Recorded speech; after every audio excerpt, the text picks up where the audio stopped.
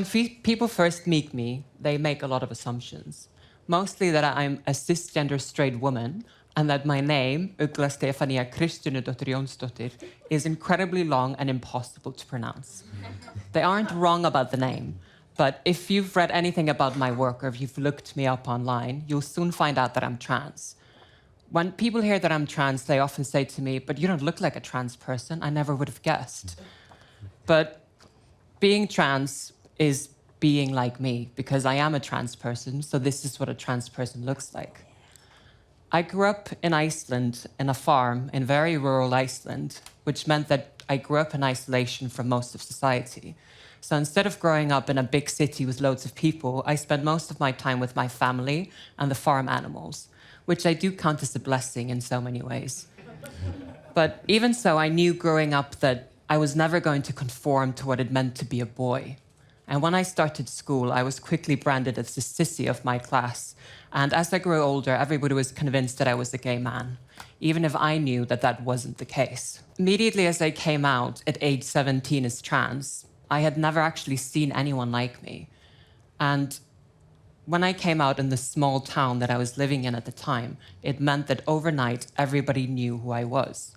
I was immediately being contacted by the TV, news outlets, and being photographed for the covers of magazines. It was because people were so desperate to learn about trans people, and there were absolutely no boundaries in terms of what I was asked to explain. I shared every detail of my life, about my body, about my sexual life, and about my trauma. And even though I am critical now of all the questions I was asked, it actually did a lot of good in the end as well. Because instead of people learning about trans people from people that weren't trans, and therefore often getting the wrong information, they were finally hearing it from an actual trans person. So by being open and vulnerable about who I was radically changing people's perceptions of what it meant to be trans. If you see me waiting in line at a bathroom cubicle in a petrol station or maybe in a queue at a supermarket checkout, you may assume that I'm a cis, straight, white male, but I'm actually none of those things. I've often felt like I didn't fit in, whether it's my gender identity, my sexuality, or my skin color. I desperately tried to conform to other people's expectations, just like how I learned to adapt as a left-handed person living in this right-handed world. I was seen as a troublemaker in my family. My parents are here today. I was seen as a troublemaker in my family for not doing what was expected of me as a girl. And I was born in London, and my family moved to Saudi Arabia when I was 4 years old. And it was quite the shock moving back to grey and rainy England when I was 12 years old. And it was an even bigger shock having to wear a skirt and tights for 5 years when I went to school. And so I was going through what I felt was the wrong puberty. So I felt less and less connected to my body every day with my developing breasts and curves. I really tried to love myself and my body because women are amazing and powerful, and women come in all different forms. But I also didn't know it was possible for me to transition. Grieving the loss of my first love, I came out as a lesbian to my parents, and that word just didn't quite sit right. I had so much guilt and shame around my gender identity, and I felt that I'd somehow failed at being a woman. I'd hoped to find a way to inhabit my body without having to go through all the trouble of coming out as trans. I didn't want to deal with the bureaucracy of new ID and paperwork, new name, new pronouns, and all the awkwardness of a second puberty. But being trans doesn't go away. And I started to experience panic attacks because I just wasn't dealing with my gender issues. After exploring masculinity as a drag king called Fox L'Amour, I came out as not a woman. And I decided to take part in a documentary series on Channel 4 called My Transsexual Summer that featured myself and 6 other people.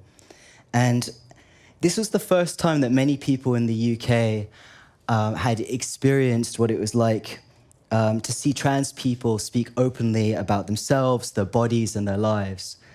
And although it started a conversation with the nation, I felt like I wasn't able to tell my authentic story.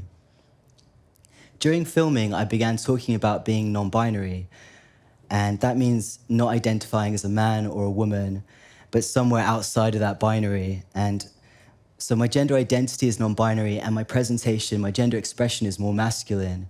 And the producer kind of stopped me in my tracks and put down the camera and said, "Fox, I don't think the audience is going to understand that. Can you simplify your experience and just say that you're a trans man?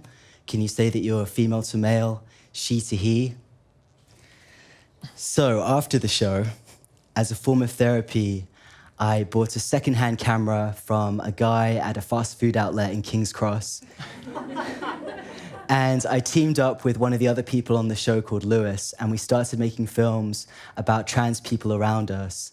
And it was incredibly powerful. Our organization, My Generation, was born, and we present trans people as their authentic selves. And that's without any extra filters or gatekeeping. Trans people often see themselves reflected back in a positive way, sometimes for the first time ever. So in the past 10 years, we made 100 plus films, and our contributors, by our contributors being so open and vulnerable, they radically changed people's perceptions of what it is to be trans. Yay. I think the power of radical vulnerability is perhaps one of the most potent and yet gentle powers that I've encountered. By simply being yourself, you completely disarm those who try to humiliate you or make you feel bad about yourself, because you're not apologizing for anything and you're simply being who you are. All of their arguments therefore become quite ridiculous and quite constrained. An instance that illustrates radical vulnerability for myself and Fox was when we were invited on Good Morning Britain to speak with Piers Morgan and Susanna Reid about being non-binary. That whole week, trans and non-binary issues had been discussed in a really fear-mongering and a falsified way. So we saw it as an opportunity to correct some of those misconceptions and as an opportunity to speak about non-binary issues on a mainstream platform. But given the way that it had been discussed that week, we knew that it was not going to be an easy ride. Immediately as the interview started, Piers decided to try and make fun of my name, because sometimes I also use the name Owl, because Ugla means owl in Icelandic. And when Fox and I got together, we thought it was a cute coincidence that we both had animal names. When he made fun of my name, I simply pronounced my full Icelandic name, Ugla Stefanía Jónsdóttir Jónsdóttir, and said that he was very welcome to use that name if he wanted instead. He then quickly changed his tune and said that he was just going to stick to Owl. So Piers compared being non-binary to him identifying as a black woman or as an elephant, which is just awful. He wanted to know if he could be afforded elephant rights and go and live in London Zoo, which I think is probably the best place for him, but that's not fair on the elephants, is it? All of his arguments revolved around hypotheticals, and his attempts to jibe us just didn't work. So people saw that we were being ourselves, and we were being faced with someone who clearly wasn't able to contain his own prejudice. After the interview, we had an outpour of both hate and support, and many were happy to see someone speak about non-binary issues on live television, and other people maybe didn't fully understand what it is to be non-binary, but they saw how poorly we were being treated. They saw two people being themselves in the face of adversity, and that was enough to change some hearts and minds. I think most people know that we live in a society that's quite hostile towards trans people. All you have to do is go on any mainstream news outlet and you'll probably find an article that paints our community as somehow unreasonable or as a threat to society. And that's because most people don't see trans people as people, but as a topic to be discussed or a debate to be had. But trans people have existed in society for as long as our civilization has existed. So no matter how much the media tries to tell us that we are a new source of contention, we have always been here. You've probably even shared a space with a trans person today, such as a bathroom, without even realizing it. And that's because outside of these media debates, trans people are just busy getting on with their lives. We need to start seeing trans people as people and not as a topic or a debate. We need to start celebrating trans people for who they are, as opposed to constantly vilifying them and berating them for simply trying to live their best life. Yeah, shame is something that I've battled with throughout my life, and not feeling good enough, not feeling worthy to be loved as I am, and by hiding myself away. I've been able to break that cycle and to be more true to myself, and I care less and less about what people think of me. My journey to self-acceptance took time.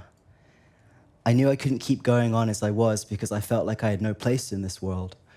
But thankfully, hormones and surgery, a medical and social transition helped. And now I'm able to have a fulfilling long-term relationship for the first time in my life.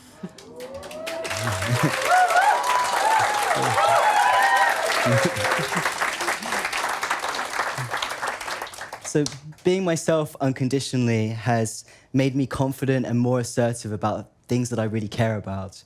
And the power of seeing yourself reflected in someone else is just incredible. And when you see yourself so authentically, you also give others permission to be themselves, or at least to recognize how they've limited themselves or held themselves back. People often ask us how they can be allies and what they can do to help. And there is definitely a lot of things that people can do. But instead of listing out all the things you can do, I want you to start thinking about it differently. Because it's not about fulfilling a checklist and then sitting back and feeling good about yourself. Being a trans ally is about seeing things differently and thinking about things differently. So instead of asking, what can I do to help? You should start asking yourself, how can I listen differently? How can I start relating to trans people as people? And how can I focus on what it is that brings us together as opposed to what sets us apart?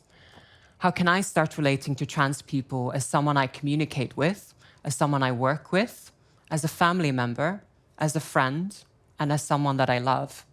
And how can I make others see the same?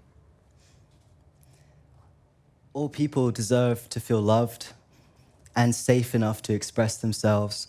This is a universal truth that everybody should be afforded, trans or otherwise. By seeing each other as people and celebrating our differences, we can coexist in harmony. Trans people have always existed, and in many cultures, we were seen as spiritual leaders who were also revered for transcending gender. We all want to feel safe to be who we are without judgment, and we all want to be treated well by others and to pursue our passions and dreams. Let's start by seeing trans people as the gift that they are, not special, but as a gift, and definitely not as a threat. Because trans people are, for the most part, just like you. You just have to allow yourself to see it. Thank you.